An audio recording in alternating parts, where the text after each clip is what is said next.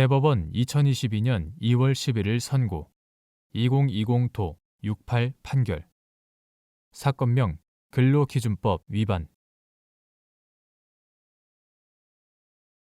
1. 구 근로기준법 제35조 제3호에 대한 헌법재판소 위헌 결정에 헌법재판소법 제47조 제3항에 따른 소급표가 인정되는지 여부.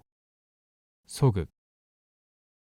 구 근로기준법 제35조 제3호는 위헌 결정일인 2015년 12월 23일부터 효력을 상실하여 사용자는 월급 근로자의 근무 기간에 관계없이 같은 법 제26조 본문에 따라 근로자에게 30일 전에 해고의 예고를 하거나 30일분의 통상임금에 해당하는 해고 예고 수당을 지급할 의무를 부담하고 이를 위반하면 같은 법 제110조 제1호에 따라 형사처벌의 대상이 되는지 여부.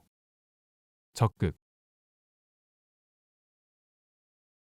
헌법재판소는 2015년 12월 23일 구 근로기준법 2019년 1월 15일 법률 제16270호로 개정되기 전의 것 이하 같다. 제35조 제3호가 근무기간이 6개월 미만인 월급 근로자의 근로의 권리를 침해하고 평등 원칙에도 위배된다는 이유로 위 조항이 헌법에 위반된다는 결정을 하였다. 위헌 결정이 선고된 구 근로기준법 제35조 제3호 그 자체는 형사처벌 조항에 해당하지 않지만 위 조항을 위반할 것을 구성요건으로 규정하고 있는 같은 법 제110조 제1호와 결합하여 형벌에 관한 법률 조항을 이루게 된다.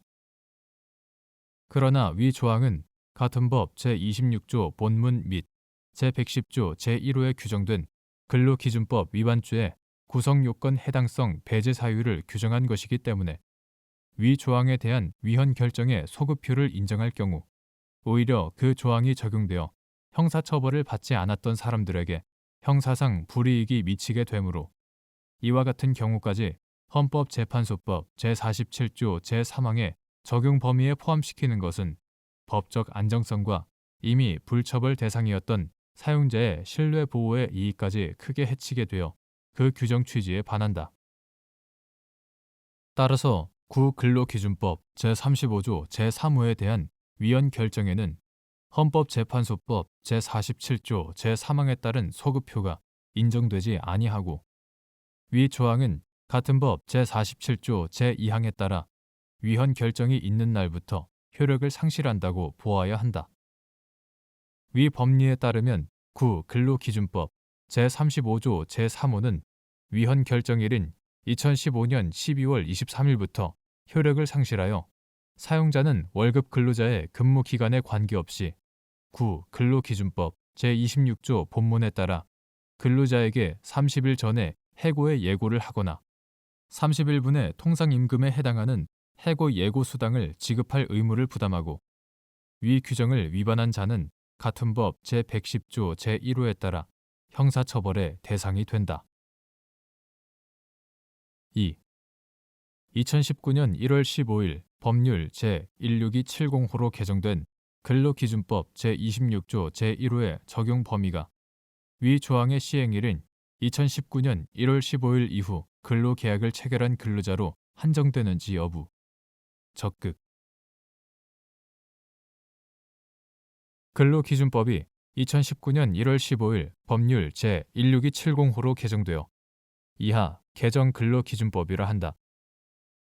제35조를 삭제하고 해고 예고의 적용 예외 사유를 제26조 단서에서 규정하며 그 예외 사유 중 하나로 제1호에 근로자가 계속 근로한 기간이 3개월 미만인 경우를 두었다.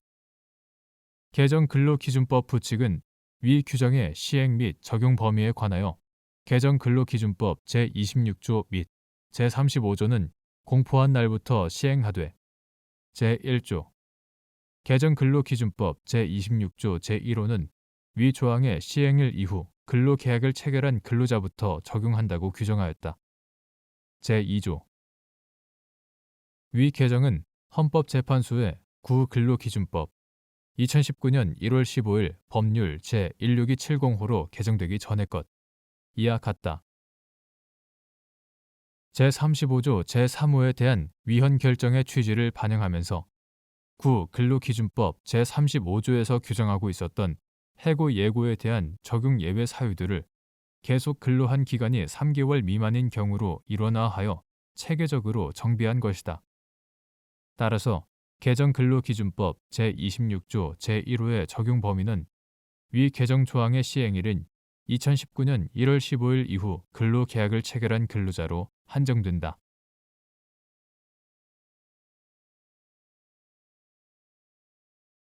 대법원 2022년 2월 11일 선고 2021도 13197 판결 사건명 지방공무원법 위반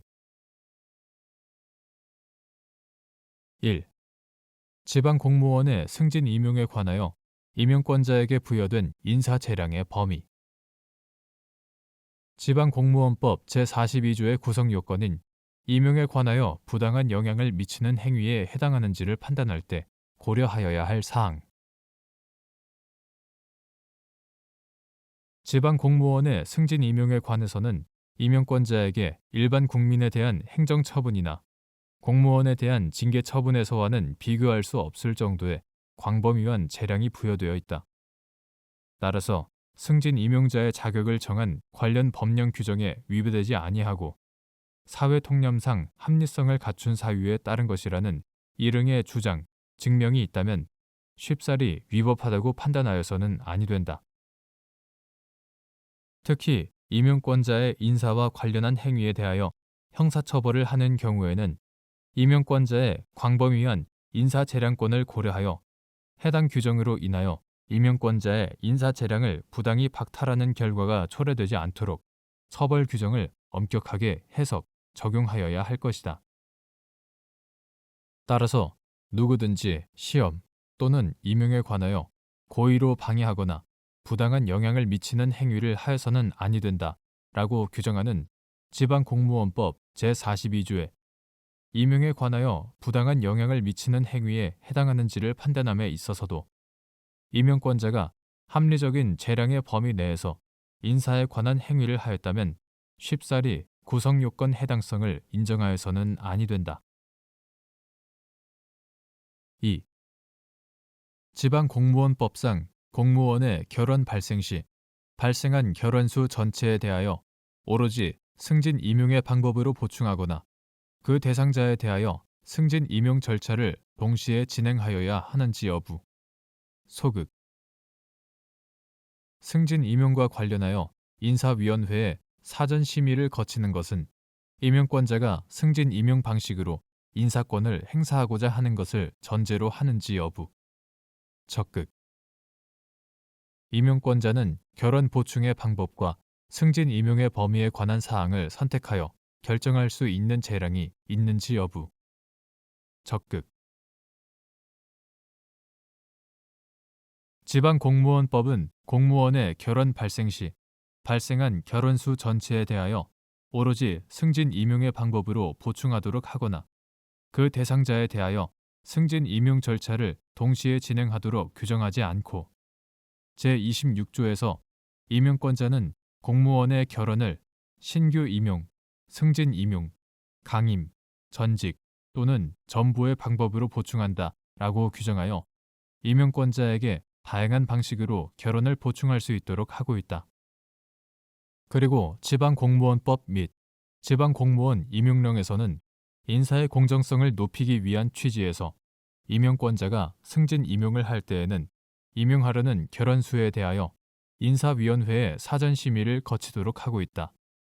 지방공무원법 제39조 제4항 지방공무원 임용령 제30조 제1항 즉 승진 임용과 관련하여 인사위원회의 사전 심의를 거치는 것은 임용권자가 승진 임용 방식으로 인사권을 행사하고자 하는 것을 전제로 한다.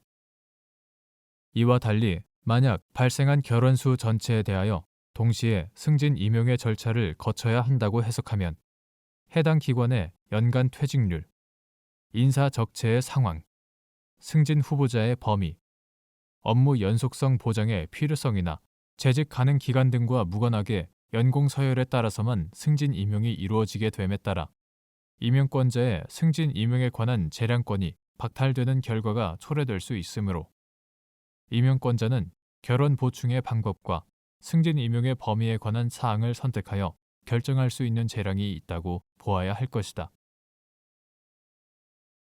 3. 지방공무원법상 임용권자는 인사위원회의 심의, 의결 결과와 다른 내용으로 승진 대상자를 결정하여 승진 임용을 할 수 있는지 여부. 적극. 인사위원회의 심의, 의결 결과에 따르도록 규정한 지방공무원 임용령 제38조의 5가 임용권자의 인사 재량을 배제하는 규정인지 여부. 소극. 및 위 규정은 임용권자로 하여금 가급적 인사위원회의 심의, 의결 결과를 존중하라는 취지인지 여부. 적극.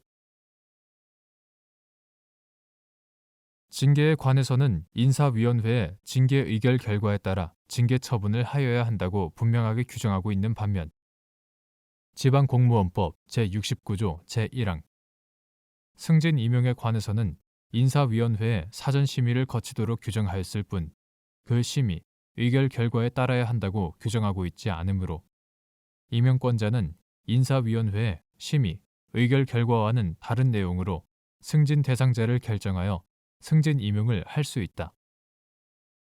지방공무원 임용령 제38조의 5가 임용권자는 특별한 사유가 없으면 소속 공무원의 승진 임용을 위한 인사위원회의 사전 심의 또는 승진 의결 결과에 따라야 한다라고 규정하고 있으나 위 규정은 지방공무원법의 구체적인 위임에 따른 것이 아니므로 그로써 임용권자의 인사 재량을 배제한다고 볼 수 없으며 문헌 자체로도 특별한 사유가 있으면 임용권자가 인사위원회의 심의, 의결 결과를 따르지 않을 수 있음을 전제하고 있으므로 임용권자로 하여금 가급적 인사위원회의 심의, 의결 결과를 존중하라는 취지로 이해하여야 한다.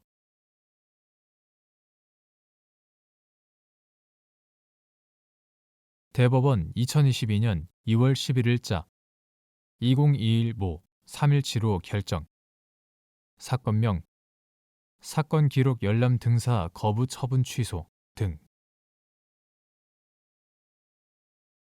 1. 형사재판 확정 기록의 공개에 관하여 공공기관의 정보 공개에 관한 법률에 의한 공개 청구가 허용되는지 여부. 소극. 형사재판 확정 기록의 열람, 등사 신청 거부나 제한 등에 대한 불복 방법, 준항고 및 불기소 처분으로 종결된 기록의 정보 공개 청구 거부나 제한 등에 대한 불복 방법, 항고 소송. 2007년 6월 1일 신설되어 2008년 1월 1일부터 시행된 형사소송법 제59조의 2의 내용과 취지 등을 고려하면 형사소송법 제59조의 2는 재판이 확정된 사건의 소송 기록, 즉 형사재판 확정 기록의 공개 여부나 공개 범위, 불복 절차 등에 관하여 공공기관의 정보 공개에 관한 법률, 이하 정보공개법이라 한다. 정보공개법과 달리 규정하고 있는 것으로 정보공개법 제4조 제1항에서 정한 정보의 공개에 관하여 다른 법률에 특별한 규정이 있는 경우에 해당한다. 따라서 형사재판 확정 기록의 공개에 관하여는 정보공개법에 의한 공개 청구가 허용되지 않는다. 따라서 형사재판 확정 기록에 관해서는 형사소송법 제59조의 2에 따른 열람, 등사 신청이 허용되고 그 거부나 제한 등에 대한 불복은 준항고에 의하며 형사재판 확정 기록이 아닌 불기소 처분으로 종결된 기록에 관해서는 정보공개법에 따른 정보공개 청구가 허용되고 그 거부나 제한 등에 대한 불복은 항고소송 절차에 의한다. 2. 형사소송법 제59조의 2에서 정한 재판이 확정된 사건의 소송 기록의 의미. 해당 형사사건에서 증거로 채택되지 아니하였거나 그 범죄 사실과 직접 관련되지 아니한 서류도 재판 확정 기록에 포함되는지 여부. 적극.